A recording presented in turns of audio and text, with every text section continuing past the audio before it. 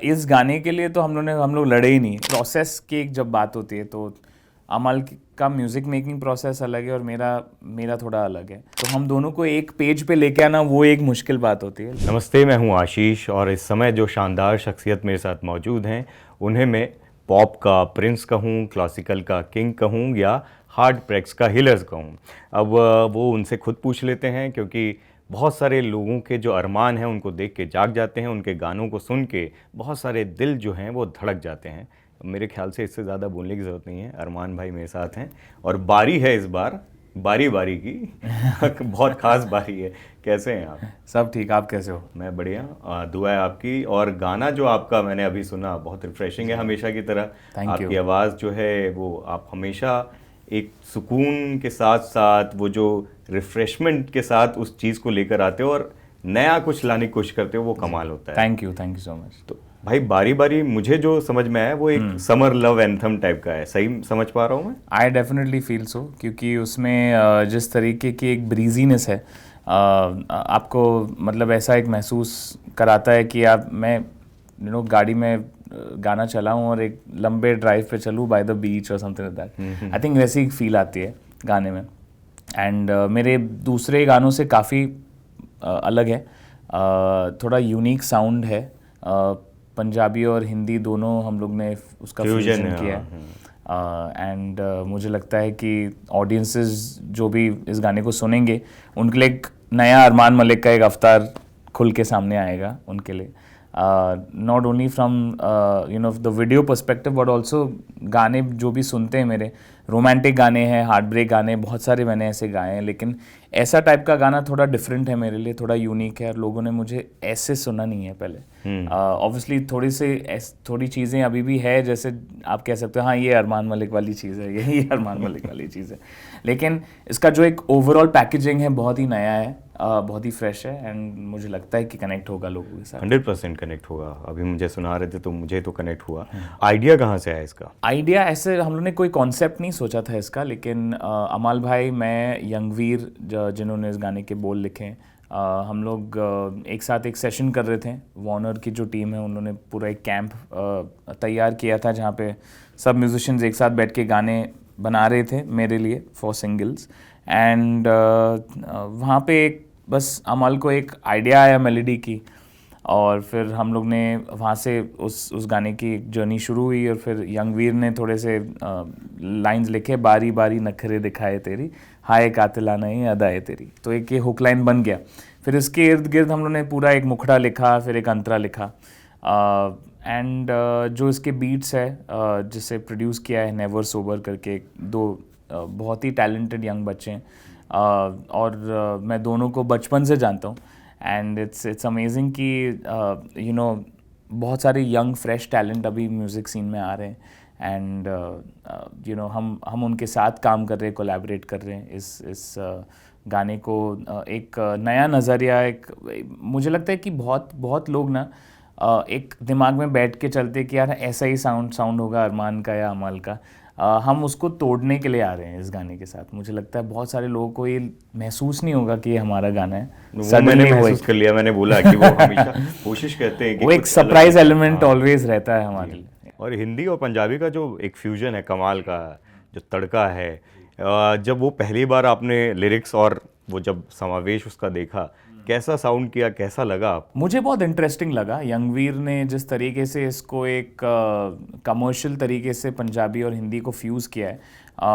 मेरा उसका एक यही ब्रीफ था कि यार इतना पंजाबी में मत लिखना कि नॉर्मल जो एक हिंदी लिसनर है उसको समझ ना आए या उसको गुनगुना नहीं पाए, क्योंकि कभी कभी बहुत हो सकता है कि बहुत ठेठ पंजाबी हो जाए या उसका एक क्रॉस ओवर नहीं मिल पाता अच्छा वाला।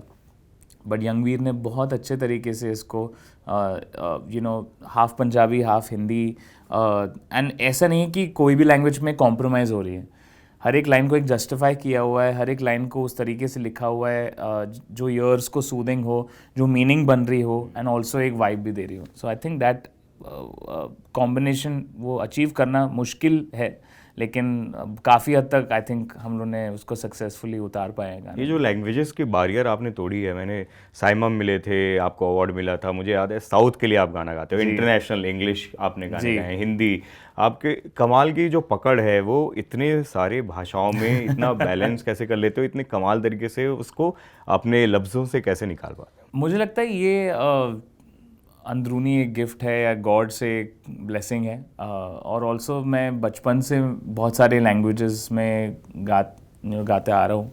एड्स मैंने जिंगल्स बहुत सारे जो फिल्मी गाने भी हैं उनके जब दूसरे लैंग्वेजेस में वर्जन्स बनते हैं तो जो मैंने हिंदी में गाया होता है वो कभी कभी उन लोग बोलते हैं कि आप तेलुगु में भी गा लो, उसे कन्नड़ा में भी गा लो। तो ऐसा बहुत बार हुआ है बचपन से। तो वो एक बार या 2 बार या 3 बार 4 बार आप जब करते हो उस चीज़ को वापस आपको एक प्रैक्टिस हो जाती है उस लैंग्वेज में। भले ही आप वो लैंग्वेज समझ ना पाओ लेकिन उस मोमेंट के लिए आप लिरिक राइटर से समझ लेते हो कि क्या मीनिंग है, क्या वाइब है। और आपके आई थिंक वो बैठ जाता है मुंह में एक बार जब आप रिकॉर्डिंग करते रहते हो। एक आदत, एक स्किल सेट जो है। कैसे लोग कहते हैं कि यार आप बार बार किसी चीज़ को करो, बारी बारी किसी चीज़ को करो। प्लग इन करना है। तो वो आई थिंक वो दिख के आता है वो मेहनत। एंड आई थिंक एक टाइम ऐसा आता है जब आप वो भाषा को ऐसे गाते हो जैसे कि लोकल पर्सन ने गाया हो। और मेरी यही कोशिश रहती है कि अगर मैं तेलुगु गाना गाऊँ या तमिल गाना गाऊँ, जो उनके लोकल ऑडियंस है उनको लगेगा यार अपना ही बंदा गा रहा है। वो बहुत ज़रूरी है। वो हमेशा आप, मैंने देखा है, कोशिश रहती है आपकी। और अमाल भाई और आप जब साथ आते हो ना, लीथल कॉम्बिनेशन होता है 100%। जब गाना बन रहा होता है तो क्योंकि दोनों ही कमाल के टैलेंटेड लोग हो, कितनी माथा फोड़ी होती है, कितना क्रिएटिव जो एक दूसरे के बीच में एक होता है ना कि जीनियस एक साथ मिलते हैं तो कहीं ना कहीं वो भी आता होगा, क्लैश भी होते हैं। कैसे उस चीज़ को संभालते हो आप लोग? मुझे लगता है इस गाने के लिए तो हम लोग लड़े ही नहीं बिल्कुल भी। एंड क्योंकि क्या होता है कभी प्रोसेस की जब बात होती है तो अमल का म्यूज़िक मेकिंग प्रोसेस अलग है और मेरा थोड़ा अलग है। वो बहुत ही फ्लूइड है, रैंडम है। मेरे लिए बहुत ऑर्गेनाइज्ड होती है चीज़ें। तो हम दोनों को एक पेज पे लेके आना वो एक मुश्किल बात होती है, लेकिन जब भी हम आते हैं तब मैजिक होता है। वो मुझे बहुत पुश करता है।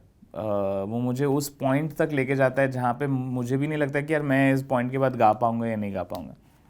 बहुत बार ऐसे भी हुआ है रिकॉर्डिंग स्टूडियो में, अमल बोलता है कि यार क्या बकवास गा रहा है, अभी नहीं गाएंगे, तू निकल जा अभी स्टूडियो से। एंड देन मैं बोलता चल तेरे को मैं अभी रॉन्ग प्रूव करता हूँ। And then I sing that again and बहुत अच्छे से आ जाता है। तो मुझे लगता है कि ये कभी कभी पर्पसली करता है अमल, पुश करने के लिए, क्योंकि उसको लगता है कि मुझ में एक पोटेंशियल है जो मैं खुद में भी नहीं देखता हूँ। ऐसी कोई एक आदत जो आप थोड़ी इरिटेटिंग लगती है, थोड़ी बदलना चाहोगे उनकी? ऑर्गेनाइज्ड नहीं है वो।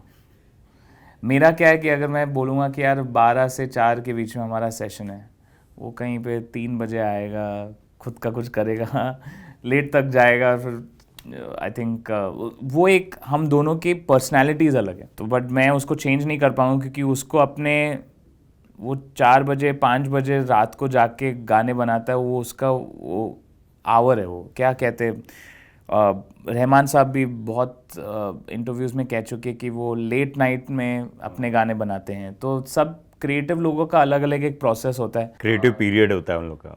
तो मैं बोल रहा हूँ अमल बेस्ट गाने बनाता है, रात को बनाता है, छोड़ दो, नो प्रॉब्लम, वो उसका है, जोन है। तो हमारा अभी एक सिस्टम बन गया, वो रात तक गाना बनाता है और सुबह मुझे सोने से पहले मेल भेज देता है कि यार ये गाना है। मैं सुबह उठता हूँ, अर्ली उठता हूँ, जब मैं रियाज व्याज करके जब तैयार हो जाता हूँ रिकॉर्डिंग कर लिया, मैं सुबह रिकॉर्ड करता हूँ, उसको शाम तक भेज देता हूँ जब तक वो उठता है वापस। तो हम लोग का ऑर्डर सेट है सब सिस्टम। ये क्योंकि इतनी कमाल की बात हुई है, लेकिन ये गाना बनाते समय ऐसा कोई मेमोरेबल मोमेंट या ऐसा कुछ याद है जो आप शेयर करना चाहोगे? मैंने ये गाना ना जब रफ गाया था तो हम लोग ने एक स्टूडियो का ही कोई पड़ा हुआ माइक था, वो उठा के मैंने गा लिया। ये वो प्रोफेशनल जो बड़े माइक्स होते हैं, अंदर जाके हम रिकॉर्डिंग बूथ के अंदर जाके गाते हैं, वो वाला माइक नहीं था, काला सा एक माइक था यहाँ पे पड़ा हुआ था, मैंने उठा के रफ ट्रैक गा दिया उसमें। वो रफ ट्रैक हम लोग के साथ इतना, मतलब इतने बार हम लोगों ने उस गाने को सुना, उसी वॉइस के साथ इतना बैठ गया था वो, और जिस तरीके से उसकी डिलीवरी हुई थी इतनी नेचुरल थी। बहुत बार कोशिश की हम लोगों ने उसको रिक्रिएट करना, लेकिन हो नहीं पाया। तो वो जो रफ ट्रैक है वो ही अभी फाइनल है। अरे वाह। और वो वन टेक में किया था ऑलमोस्ट, मैंने 90% वन टेक था, बिना कुछ सोचे समझे ऐसे ही गा दिया मैंने, लिरिक्स थे मेरे हाथ में। एंड कभी कभी ऐसे मैजिकल चीज़ें मिस्टेक से हो जाती हैं एंड वो रह जाती है। कभी कभी आप कितना भी कोशिश करो उसको परफेक्ट बनाने की, वो उसमें वो जो एक एक्स फैक्टर जो एक चीज़ होती है वो चले जाती वो है। मेरे ख्याल से डेस्टाइंड होता है वो बेस्ट। वो उस मोमेंट में आता है तो आ ही जाता है एंड फिर वो रह जाता है एंड देन आपके साथ एक बार कनेक्ट हो गया तो आप चाहते नहीं हो कि आप उसको चेंज करो। बारी बारी अगर रिमिक्स करना हो आजकल के यंग स्टार्स के साथ, कौन से स्टार्स होंगे जिनके साथ रिमिक्स करोगे आप? ऑप्शंस दो मुझे थोड़े, आपके अब हिसाब से आपके फेवरेट कौन है यंगस्टर्स अभी फिलहाल? आपने लगभग सबके लिए गाने गाए हैं, लेकिन मुझे जो दिखते हैं सबसे ज़्यादा रणबीर कपूर, रणवीर सिंह, टाइगर है और आप, लेकिन अब आप अपने नाम भी दो। आप पता चला मेरे लिस्ट में से आपने उन्हीं नाम को ले लिया, आप बताओ भाई। मुझे बिकॉज डांसिंग एलिमेंट है इस गाने में तो मुझे लगता है कि टाइगर एंड ईशान खट्टर, वो मेरा बचपन का दोस्त है तो मुझे लगता है कि दोनों अच्छा जचेंगे गाने पे। अब मैं क्योंकि गाना मैंने सुन लिया है तो मैं विजुलाइज कर रहा हूँ ईशान को डांस करते Yeah. हैं। कमाल है। अरमानियंस ये बोलते हैं कि बहुत कम जो बाय द हमारे, वे मैंने डांस किया है वीडियो में। अरे वाह, ये तो सरप्राइज है अरमानियंस के लिए फिर। यस भाई, और अरमानियंस ये कह रहे हैं कि अभी जो सिंगल है, पहले हम बीच में देख रहे थे अब बाकायदा टाइम ब टाइम अच्छे से आ रहे थे, अभी कम क्यों कर दिया, चूजी क्यों हो गए आप? कम नहीं हुआ है, वो थोड़े से सर्कमस्टांसेस ऐसे थे म्यूज़िकली, बहुत सारे कमिटमेंट्स थे जो ख़त्म होने थे, बहुत सारे कॉन्ट्रैक्ट्स थे जो सब अभी, जिससे मैं अभी फ्री हुआ हूँ। अभी खुद का एक मैंने लेबल शुरू किया है, अभी वॉर्नर के साथ हम लोगों ने बारी बारी किया है, तो बहुत सारे ऐसे अभी गाने बैक टू बैक आएंगे। अभी तक थोड़ा सा साइलेंस था क्योंकि मैं अपना जो करियर है थोड़ा रीफिगर कर रहा था कि कौन सा गाना कैसा आना चाहिए, सब प्रिपेयर कर रहा था। एंड मुझे लगता है कि आप जब म्यूज़िक को एक करियर, लॉन्ग स्टैंडिंग करियर के तौर पे देखते हो तो ज़्यादा काम एक साल में करना भी थोड़ा सा डिसएडवांटेज जैसा हो जाता है। कैसे कहते हैं लोग, आपके आने के लिए लोग इंतज़ार करते हैं, ये बहुत ज़रूरी है। ये आज के टाइम में बहुत सारे लोग बहुत ही रेडली बहुत सारे गाने, बहुत सारी चीज़ें बैक टू बैक होते हैं, अच्छी बात है, वो मेरी भी थी एक टाइम पे वैसी मोमेंटम। लेकिन मैं ऑलवेज उस टाइम पे भी जब मेरे बहुत सारे बॉलीवुड गाने बैक टू बैक आ रहे थे तब भी मैं थोड़ा चूजी था। मेरे मतलब मैं ऐसे ही कुछ भी नहीं गाता था। मुझे अगर कुछ पसंद आए, मुझे लगे कि मेरे रूह को छू रही है, वो ही गाने गाता था मैं। तो अभी भी वैसा ही है, लेकिन अभी गोइंग फॉरवर्ड बारी बारी के बाद बहुत सारे ऐसे रिलीजेस होते रहेंगे। थोड़ी प्लानिंग लग रही थी, थोड़ा टाइम वक्त लग रहा था इस सब को ऑर्गेनाइज करने में, स्ट्रक्चर करने में, लेकिन अभी सब सेट है एंड बारी बारी से पूरा एक जर्नी अभी शुरू होगा। आपने भाईजान की फिल्म में भाईजान के लिए भी गाया हुआ है, बहुत सारे स्टार्स के लिए, यंग स्टार्स के लिए गाया हुआ है। बहुत सारे अरमानियंस ये कहते हैं शाहरुख भाई के लिए कब गाओगे, आपने गाया है? नहीं गाया है मैंने अभी तक एंड ये मेरी एक वही अनफुलफिल्ड विश है अभी तक एंड होपफुली एक ऐसा प्रोजेक्ट आए जहाँ पे मैं उनके लिए गा पाऊँ। पता नहीं वो कब आएगा, लेकिन आई थिंक हम लोग सब मैनिफेस्ट कर सकते हैं, प्रे कर सकते हैं कि ऐसा कोई मोमेंट क्रॉस फिंगर्स, बहुत जल्दी मेरे भाई गा रहे होंगे। बकेट लिस्ट में कुछ और बाकी है? बकेट लिस्ट में बहुत सारी चीज़ें हैं बहुत सारी चीज़ें बाकी है। मेरी जो बकेट लिस्ट है वो तो आधी भी ख़त्म नहीं हुई अभी तक। बहुत सारी चीज़ें ऐसी भी है जो मैंने सोची भी नहीं और वो पूरी हो गई मेरे लिए, ड्रीम्स। तो मैं बहुत ग्रेटफुल हूँ यूनिवर्स को, गॉड को, कि यार मुझे ऐसे ऐसे चांसेस मिले जहाँ पे मैं अपने टैलेंट को लोगों तक पहुँचा पाया हूँ और उनसे प्यार भी मुझे मिला है। बकेट लिस्ट में ये है कि मुझे एक है वेन्यू मैडिसन स्क्वायर गार्डन करके न्यूयॉर्क में, जो बहुत ही प्रेस्टिजियस वेन्यू है और उसको एक दिन इंशाल्लाह सोल्ड आउट करना चाहता हूँ मैं। Cross fingers. Thank you so much Arman भाई। और बहुत सारे जैसे कि, लेकिन मेरा आंसर अभी रह गया। वो जो मैंने शुरू में पूछा था कि पॉप के प्रिंस या क्लासिकल के किंग या फिर हार्ट ब्रेक्स के हिलर, क्या टैग आपको सही लगता है? क्या टैग? अभी मैं थोड़ी ना बोलूंगा मेरे बारे में टैग, क्योंकि ये आपके चाहने वालों ने ये सब दिया हुआ है, तो इसमें से आपको सबसे जो दिल के करीब लगता हो वो बताओ। मैं आपके दिल का अरमान हूँ। क्या बात है। That's the only tag.